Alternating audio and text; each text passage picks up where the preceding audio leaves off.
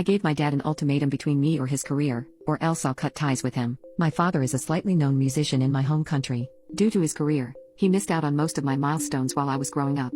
School plays, a few birthdays and both my high school and college graduations, to name a few. Mostly events he was informed of months in advance, and cancelled on me other weeks or days before. He always apologized for doing so, but never really seemed to feel guilty. I remember we almost had a fight because I didn't want to watch a video he had missed my high school graduation to film. It hurt me so much as a child that I stopped expecting him to show up. It still bothered me when I got older, but at that point I understood that it was his job and I should be grateful he even had one. I'm getting married in early September. My fiancé, 28 male, and I have been planning this wedding for a year and a half. The date was decided and invitations were sent months ago. Almost every guest has already RSVP'd. I've reminded my father of the date several times this past year, and he kept assuring me he had blocked the entire week of the wedding and would be there. A couple days ago, my father called to inform me he'd had to schedule a concert for my wedding day. He apologized and said he'd make it up to me with a gift. I don't want a gift. I want my father to come to my wedding. So I told him that either he figured out a way to reschedule, which I know he could probably do if he tried, or I'd cut ties with him. What followed was one of the biggest fights we've ever had.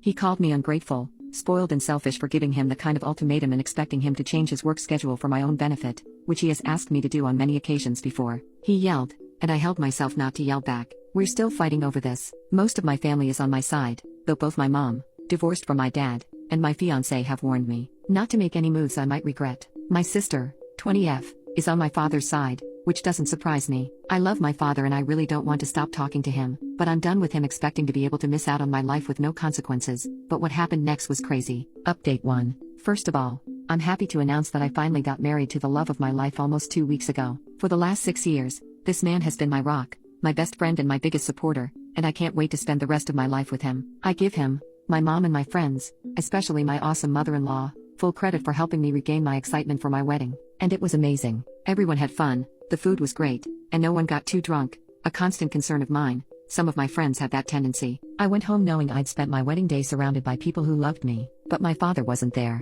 After thinking very carefully about the matter and talking about it with my paternal family, all of whom were taking my side, especially since I will have to see him at least once a year for the holidays. But I legitimately don't want to invest in our relationship anymore. So for now, I'm going to have extremely low communication. I will act civil, though probably cold, whenever I'm around him, but that's it. I'm not answering his calls or texts. He's no longer welcome at my place, and I'm no longer inviting him to anything, including my birthdays, work events and my future children's milestones. I'm leaving the door open in case he ever wants to try to make an effort to be better, therapy, apologies and actually caring about my accomplishments, but I'm more than ready to close it. I ended up talking to him one more time, again through the phone, a couple of weeks ago. I told him all of the above, and when he yelled at me, I asked him to name a single project I'd worked on in college. I had told him about 4, and explained one of them in detail several times, none of which he'd remember the next day. He couldn't. I asked him to at least loosely describe one of them. He couldn't either. I kept asking him about multiple details about my life that I clearly remembered telling him about, always at least twice. Nada.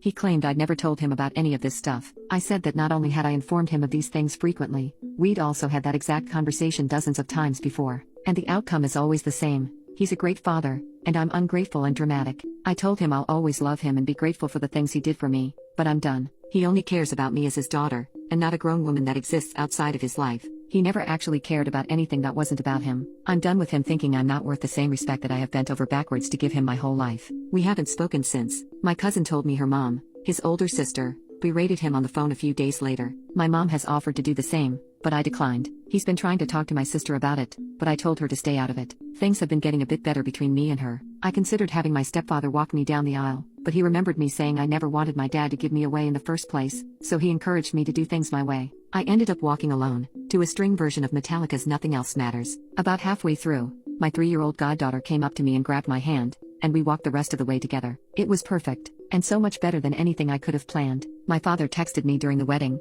probably to ask for pictures. I didn't reply. For now, I feel numb. There is very little about the situation that didn't break my heart, and I'm not exactly happy about the outcome. Most of the time, I'm too sad to think about the silver linings, but too exhausted to actually feel sad. That being said, I'm also ecstatic. I never thought I'd be as happy about my wedding as I am. We also just got back from our honeymoon, so it's been easier to focus on the good times.